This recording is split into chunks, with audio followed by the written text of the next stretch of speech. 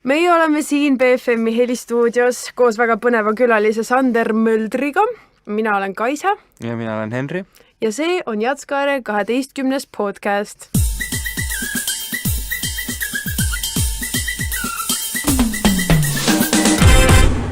Tere, Sander!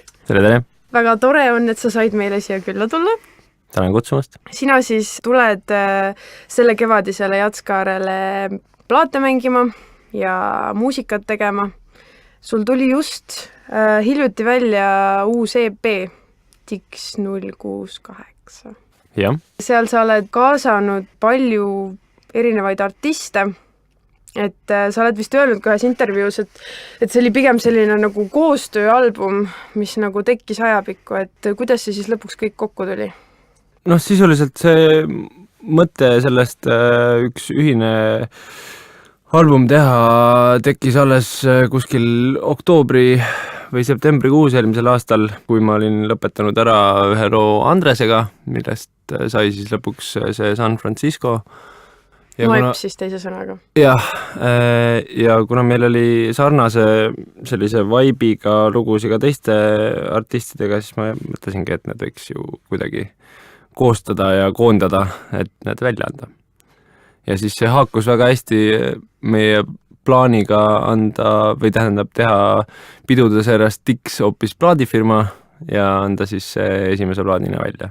Sellise Dixu muusikat kirjeldava plaadina võib-olla mingis mõttes. Kas Dixu muusikat saab ka sõnadesse panna, et kui keegi ütleb Dixu muusika, siis mis see sinu arvates võiks olla? Seda me oleme proovinud ise seda erinevate intervjuude ja kirjutiste pärast kuidagi enda jaoks mõtestada või sõnastada, aga me pole seda päris täpselt suutnud, et seal on läbi käinud sõnad souline, pehme, tantsuuline, midagi sellist, et me ei ole ka täpselt mingit sellist žanrimääratust teinud, meil on siin järgmine plaat kohe tulemus, mis on hoopis folkmuusika taustaga ja sellest järgmine ilmselt räppmuusikasse kalduv ja viimane aasta album peaks olema hoopis klassikalise muusikaalbum, Oreli teosed ja nii edasi, et selles mõttes me kindlasti ennast nagu žanriga ei piira, pigem on see midagi sellist, mida me lihtsalt ise tahame plaatidelt kuulata, mida me kogume, mis tuleb minu sahtlist või arvutist muusikud, kes meile meeldivad ja nii edasi, et jah, selle mingisuguse žanriga me ennast küll kuidagi ei piira. Me oleme siin kasutanud nüüd sõna Dix, et nendele kuulajatele, kes võib-olla ei tea, mida see endast kujutab, siis räägi lühidalt, mis see Dix siis on? Vot selle me oleme suutnud nüüd sõnastada ilusasti, et Dix on inglise keeles on niisugune tore väljend nagu creative collective, ehk siis loov kollektiiv äkki siis eesti keeles, et meid on praegusel hetkel 3, on Peeter Ehala, kes vastutab rohkem administratiivsete asjade eest ja sellise võib-olla nagu otsuste lõppsõna ütleb tema lõpuks. Siis olen mina, kes vastutab nagu muusikaliste suundade ja ma ei tea, maailmade eest. Ja siis on Kaspar, kes on meie kunstnik ja ühtlasi kogu visuaalse poole eest vastutaja. Et nüüd me oleme seda kuidagi niimoodi 5 aastat siin teinud, esimese hooga rohkem peosarjana igakuiselt.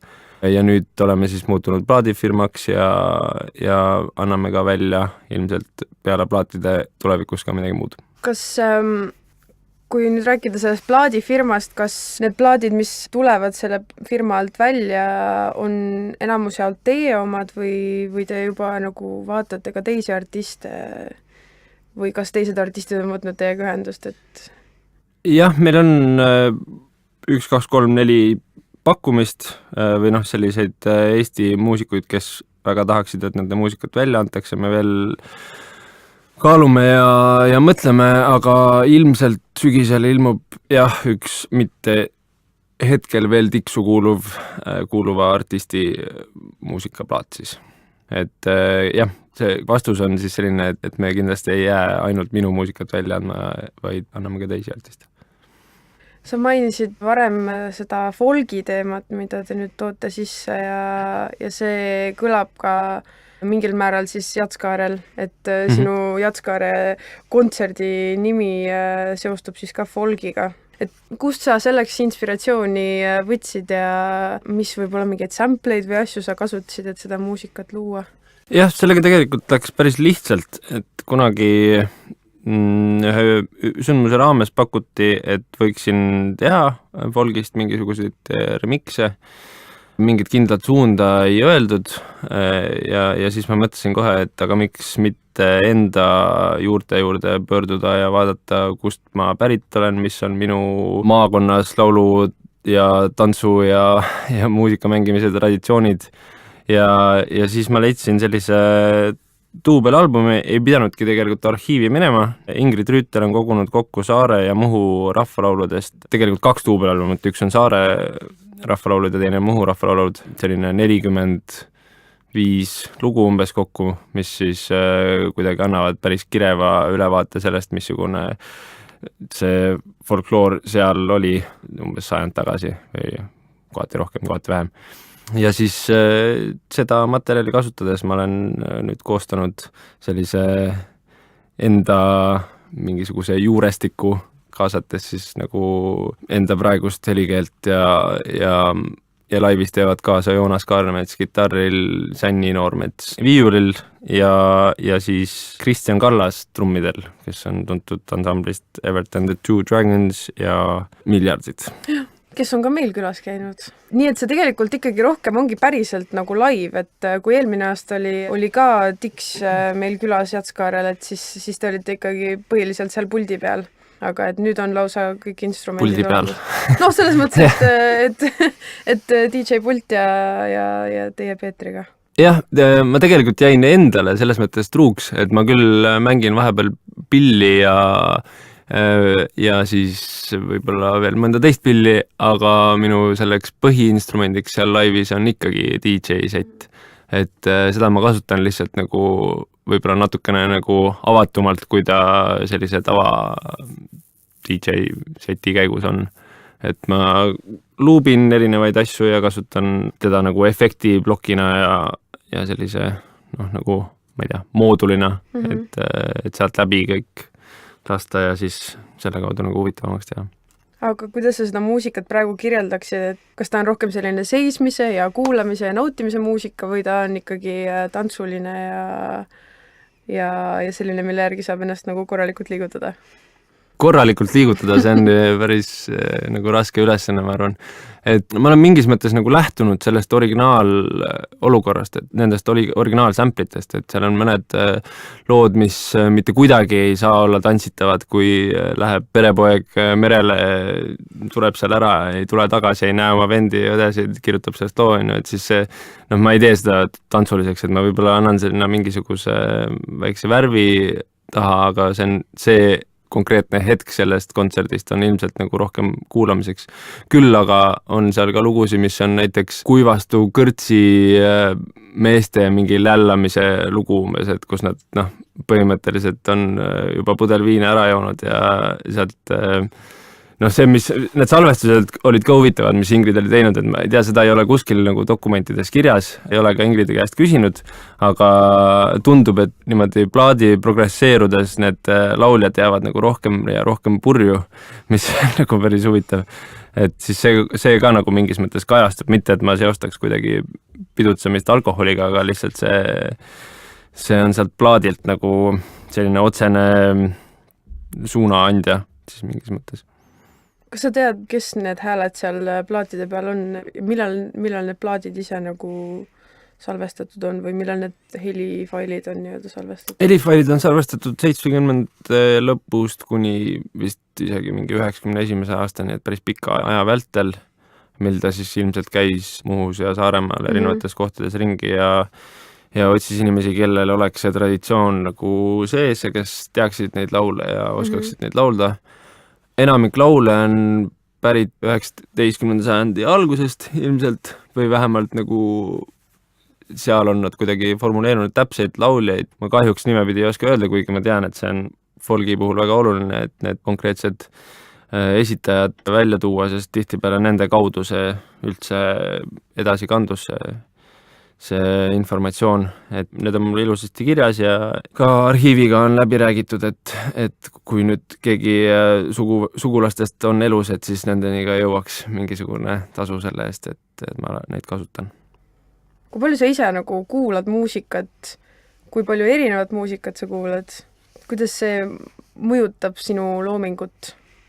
Oled sa selline, kes käib kogu aeg klapid peas ringi või? Ei ole, ma tegelikult igal vabal hetkel üritan nagu võimalikult palju vaikust saada. Et kui ma jalutan stuudios, siis ma mitte mingil juhul ei kuula või midagi. Et ma pigem kuulan muusikat siis ainult stuudios või siis DJ-settideks ette valmistades.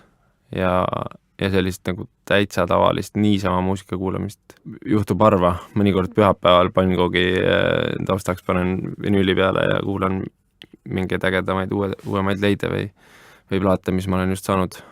Aga jah, üldiselt see muusika kuulamine varem tundus mulle nagu hästi inspireeriv. Tundub ka praegu mingis mõttes, aga ma olen seda teadlikult vähendanud, et heliloomingusse satuks vähem selgelt kuskilt tulevat informatsiooni.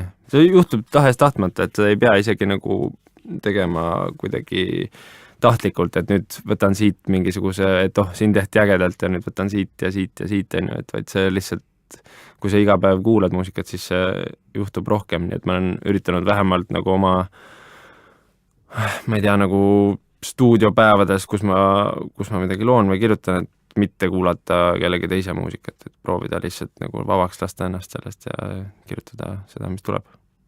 Aga kuidas saab muusika tiksurepertuaari, tiksupidude repertuaari just, et kas te Peetriga istute maha enne ja võib-olla räägite või nagu, et koosolekud tiksukoosolek, et ma just tahakski teada, et kuidas, eriti kui te mängite back to back näiteks, et kas te nagu lepite kokku või kuidas tehakse ühte tiksupidu või kuidas seda planeeritakse? Tead, see on täiesti selline stiihiline asi, et see lihtsalt juhtub alati nii, nagu ta juhtuma peab mingis mõttes, et me lihtsalt aja jooksul, nüüd on meil see Jazz-It-Upi saade, mida me teeme igakuiselt nii-öelda tiksuna ka, ja see annab päris hea põhjuse vähemalt 2-3 korda kuus istuda 3-4 tunniks euroklappidega kuhugi nurka ja otsida kõik plaadipoed ja podcastid ja mixid ja kõik asjad nagu läbi ja siis pigem me üritame võib-olla peol üksteist nagu üllatada, et vaata, mul on see lugu, vaata, või mingi mingi stiilis niimoodi, et me jah, ennem mingisuguseid koosolekuid ei teinud. Me küll tegime nüüd ühe Facebooki vestluse, kus me jagame aeg-ajalt muusikat, aga sinna ei jõua väga palju asju, et ma ei tea küll miks, et Peeter vist on sinna pannud võib-olla mingisugune 5 lugu, mina ei ole veel ühtegi pannud ja et umbes siuke, pigem me võib-olla üritame üllatada üksteist või nagu üle mängida isegi kuidagi nagu natukene. Siuke väike võistlus käib. No tegelikult ei ole see võistlus, aga see on lihtsalt siuke omavahel siuke natukene, et vaata, mis mul on või vaata, mis vinüüli ma ostsin või mingi siuke jutt. Aga räägiks siis nüüd sellisest projektist, milleks on sul siis ballett, mida sa meile kahele ennem ka mainisid. Et räägi siis natukene sellest ja tutvusta seda lähemalt.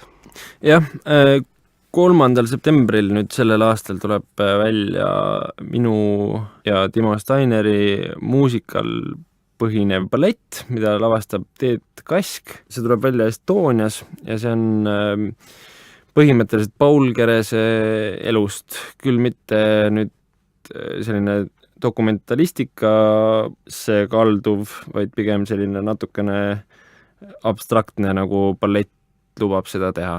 Et jah, ballett. Kuidas see muusika kirjutamine balletile erineb siis nagu sinu tavalisest muusikaloome protsessist, et kui sul muidu on, eks ole, mingid samplid ees, sul on see helipult, siis sa oled ju solfedžot õppinud, ma eeldan, eks ole.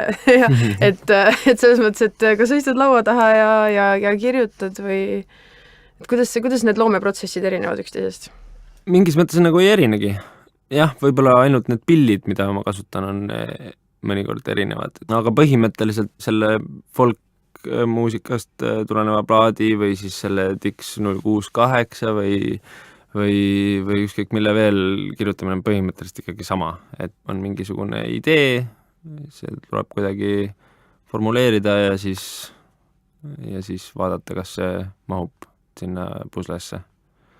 Et jah, ma mingis mõttes nagu kadestan neid heliloojaid, kes paljalt pliiatsi, klaveri ja paberiga suudavad hakkama saada, et ma olen hästi selline kõrvu usaldav tüüp, et ma ei kujuta ette, kui mu kõrvadega peaks midagi juhtuma, siis on küll kõik läbi, aga et kui ma stuudios olen, näiteks seesama balleti puhul on ju, seal on pillid, flööt, viiul, cello, viola, tromboon ja siis on kammerkoor ja klaver ka. Et siis mis ma tegin, oli see, et ma hankisin endale kõikidest nendest võimalikult kõige paremad sample'i instrumendid, mis oleks just soolo ja mis oleks nagu võimalikult lähedale selle originaal soundile. Ja siis ikkagi toimus arvutis kogu töö ja midi klaverite ja asjadega, kuigi ma salvestasin päris palju ka cellot, et saada nagu aimu, missugune see võiks olla, sest need arvutiversioonid ei paku tihtipeale selliseid natuke nagu kaasaegsemaid lahendusi või helisid, mida üks pild võib teha, näiteks, et viiuli peal nagu noote on mängitud, ma ei tea, 300-400 aastat on ju, aga et seda mingit sahinaid või roobi tagant mängida või pitsikato hästi näpu juurest või mingid sellised asju, et neid ei ole lihtsalt keegi salvestanud otseselt sellisteks sample'ipankadeks vist, või vähemalt ma ei ole neid leidnud. Ja siis ta oli selline sümbioos sellest, mis toimub nagu arvutis ja osalt ka mängisin ise mingeid asju sisse ja palusin teistel instrumentalistidel tulla läbi ja mängida mingisuguseid trikke, mida ei saa võib-olla teha. Et kas need kaaslased selle jaoks sa leidsid ise ja panid selle nii-öelda meeskonna ise kokku või või see projekt jõudis pigem sinuni? Tead, ma ausalt isegi ei mäleta, see oli juba mingi 3 aastat tagasi, see kuidagi lihtsalt juhtus, et ühest kohast tuli nagu üks impulss, teisest kohast teine impulss ja siis see kuidagi formuleerus tänu EV100 muusikaprogrammile ja nende rahastamisele. Siis me saime kokku sellise projekti. Et jah, ma ei mäleta, mis see algidee nagu oli. Ma mäletan, et ma võib-olla tahtsin teha balletti, aga ei olnud seal ka kerest nagu mainitud ja siis see kuidagi, see tuli kuidagi mitmest küljest, see asi jooksis nagu kokku. Kui palju sa ise jõuad niimoodi vaatama Estoniasse neid suurteoseid? Kas sa teadlikult üritad ennast ka vahel sellele lainele lülitada või? Nüüd ma käisin muidugi nagu rohkem võib-olla viimase paari aasta jooksul olen natuke rohkem sattunud, aga üldiselt kuidagi lollisti on see, et tihtipeale need õhtused ajad on mingite proovide või esinemistega hõivatud ja siis tegelikkuses on see ikkagi suhteliselt nagu harv, kui ma satun sinna, et ma tihtipeale, kuna minu stuudio on seal Estonia lähedal, siis ma tean, mis seal toimub, aga ei satu alati kõiki asju vaatama, et võiks natukene tihedamini käia võib-olla. Nagu see kurb tõsiasi, et muusikud nagu on oma asjadega oma proovidega nii hõivatud, et ei jõuagi nagu vaatama kõike muud, mis toimub. No jõuab ikka, aga see kuidagi selles mõttes ma olen nõus, et see mingis mõttes võiks nagu rohkem, et ma ise ka aeg-ajalt raputan endale nagu tuhka, kuhu öeldakse, kukla peale või pähe vist. Et võiks nagu rohkem käia, eriti just mingite, ma ei tea, bändide või teatrilavastusi tahaks rohkem näha, ma ülivähe käin teatris praegu, ei ole lihtsalt jõudnud. Tegime Ingmar Jõelaga just ühe etenduse Linnateatrisse nimega Kratt, mis oli hullult nagu lahe kogemus, siis ma käisin seda esikat vaatamas ja siis see pani kuidagi, tekitas sükse tunde, et miks ma ei ole käinud mingi 10 aastat normaalselt teatris igast ägedaid asju vaatamas. Kas sa muidu Estonias oled Kratti käinud vaatamas? Vot kahjuks ei ole. Seda ma soovitan päriselt. Mul olid need piletid olemas, aga siis oligi täpselt mingisugune asi, mis oli homseks vaja valmis teha ja siis ei jõudnud lihtsalt. Ja vist isegi 2 korda, eelmisel suvel mul olid vist isegi 1 korra need piletid. No 3 on kohtuseadus. Äkki jah, nüüd on need. Aga ma olen kuulnud jah, et see oli väga, väga hea. räägiks lõpetuseks veel natuke Jatskaarest, et kui palju sa ise, jälle ma küsin kontserditele jõudmise kohta, et kui palju sa ise oled nagu varasematel aastatel Jatskaare kontserdite vastu nagu huvi tundnud, vaadanud võib-olla mingeid hetki, kes tulevad ja kas sa oled ka selle aasta artistidega näiteks tutvunud juba ja vaadanud, et mida oleks põnev vaatama minna? Jah, minu arust nagu Jazskaar on üks huvitav festival, sest see tase on ikkagi, alati nad suudavad tuua mõne või mitu artisti, kes on lihtsalt nagu täpselt praegu maailma tipus ja nagu mingi artist, keda ma ise olen kuulanud või fännanud aastaid. Praegu ootan väga seda Corey Henry laivi, et teda oleks võib-olla nagu kihvt näha just selle sama bändiga, mis ta tuleb, et see on niisugune natukene võib-olla fangilikum tema erinevatest projektidest. Mis veel? See Laura Moola tuleb meelde kohe esimese asjana. Hästi palju noored räägivad sellest Romero. Romarest. Jah, ta on minuga samal õhtul okay. Seal kõrval laval. Vaba laval, jah. Jah, see on väga kihvt, jah, teda ma olen ammu plaadisettides nagu mänginud ja kindlasti vaatan enne oma setti ka teda natukene. Väga cool. Nii et need on justkui Sander Möldri soovitused siis? Võib panna praegu, jah. Võib panna selle stamp alla. Aga väga tore. Aitäh, et sa said tulla. Sander Möldrit saab siis kuulata Jatskaarel 20. aprillil Punases Majas pärast Romaret. Jah. Jah. Mina olin siis Kaisa. Ja mina olin Henri. Me täname ka oma helimeest Tanel Kadalippu hea töö eest ja aitäh, Sander! Aitäh!